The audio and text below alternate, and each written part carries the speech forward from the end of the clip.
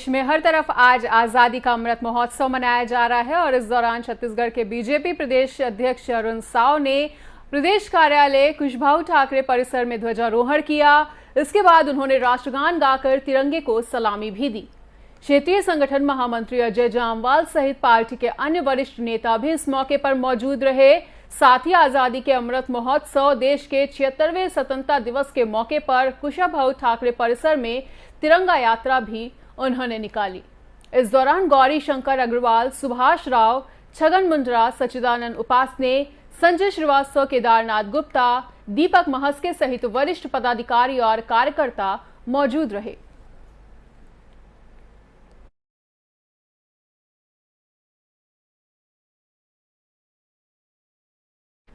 छत्तीसगढ़ कांग्रेस मुख्यालय राजीव भवन में भी 76वें स्वतंत्रता दिवस के मौके पर ध्वजारोहण किया गया और प्रदेश अध्यक्ष मोहन मरकाम ने यहां तिरंगा फहराया। इस दौरान प्रदेश कांग्रेस प्रदेश प्रभारी पीएल पुनिया, अमितेश शुक्ल, कुलदीप जुनेजा, किरणमयी नायक समेत तमाम पीसीसी पदाधिकारी भी मौजूद रहे। वहीं पीसीसी चीफ मोहन मरकाम ने जनता को स्वतंत्रता दिवस की बधाई दी। मीडिया से बातचीत करते हुए पीसीसी चीफ मोहन मरकाम ने कहा कि स्वतंत्रता संग्राम सेनानियों ने देश को आजाद किया है और देश को एक सूत्र में पिरोया है, मगर देश में ऐसी कई ताकतें हैं जो देश को तोड़ने का प्रयास भी कर रही हैं। राहुल गांधी भारत जोड़ो यात्रा 500 किलोमीटर तक पदयात्रा निकाल रहे हैं, जिसमें कहीं ना कहीं देश को जोड़ने के लिए, देश को भाईचारे का साथ मिले, इसके लिए प्रयासरत हैं। हमारे नेताओं की, हमारे महान स्वतंत्रता सेनानियों की कुर्बानियों को याद करते हैं, जिन्होंने ये सपने देखे थे कि भारत को एक सूत्र में पिरोने का। इन्हीं अंकों को लेकर राहुल गांधी जी पदयात्रा निकाल रहे हैं, जिसमें हम सब कांग्रेस जनी शामिल होंगे।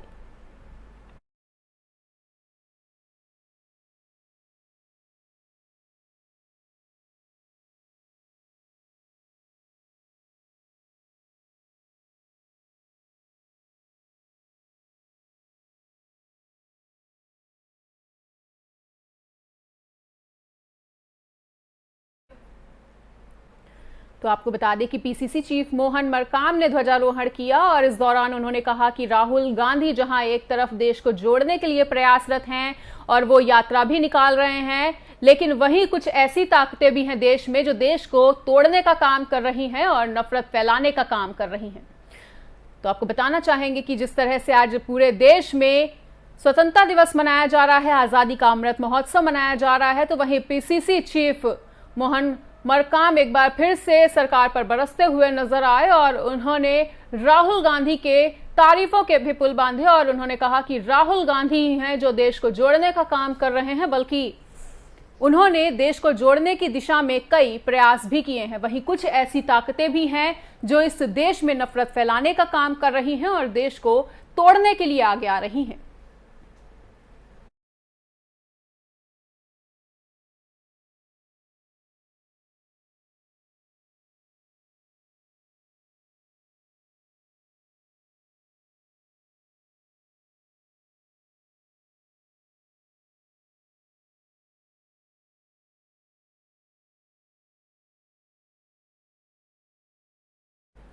बस्तर जिले में आयोजित नेशनल लोक अदालत में अधिवक्ताओं, राजस्व विभाग, नगर पालिका निगम और बैंक को बीएसएनएल विभाग, विद्युत विभाग, नगर निगम के सहयोग से 3,369 प्रकरणों का निराकरण किया गया है। वहीं नेशनल लोक अदालत के लिए बस्तर जिले में कुल 21 खंडपीठों में सुनवाई की गई, जिसमें जिला एवं सत्र न्यायाधीश सहित सभी न्यायाधीशों के 7 खंडपीठ, परिवार न्यायालय की 1 खंडपीठ, स्थायी लोक अदालत की 1 खंडपीठ तथा बस्तर जिले सभी 12 राजस्व न्यायालय शामिल हैं।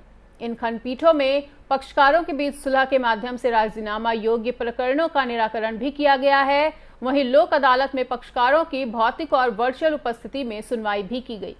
इसके साथ ही स्पेशल सिटिंग के माध्यम से भी पेटी ऑफिस के प्रकरण भी निराकृत किए गए, जहां नेशनल लोक अदालत हेतु गठित समस्त 21 खंडपीठों में प्रकरणों के निराकरण हेतु सुलहकर्ता सदस्यों के रूप में पैनल अधिवक्ताओं की नियुक्ति भी की गई थी।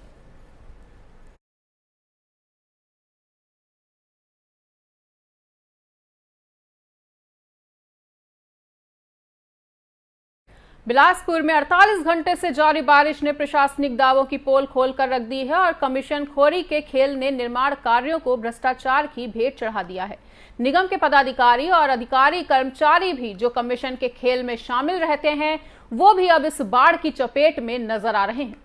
कहा जाता है कि आग, हवा, पानी बड़े और छोटे लोगों में भेद नहीं करती, सबको बराबर सजा देती है और आज इस बात का जीता जागता उदाहरण भी देखने को मिल गया। बिलासपुर के कई क्षेत्रों में नावें चल रही हैं। वहीं उसलापुर में गीता पैलेस के पीछे प्रगति विहार में निवासियों को गीता पैलेस में बनाए गए अस्थायी राहत शिविर में शिफ्ट किया जा रहा है।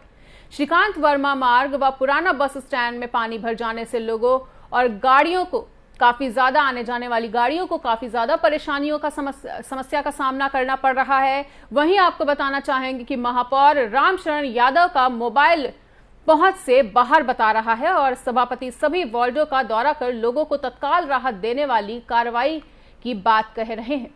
निगम के मुखिया अजय त्रिपाठी कंट्रोल रूम से पल पल की जानकारी लेकर आवश्यक सेवाओं को भिजवाने के निर्देश भी उन्होंने जारी किए हैं।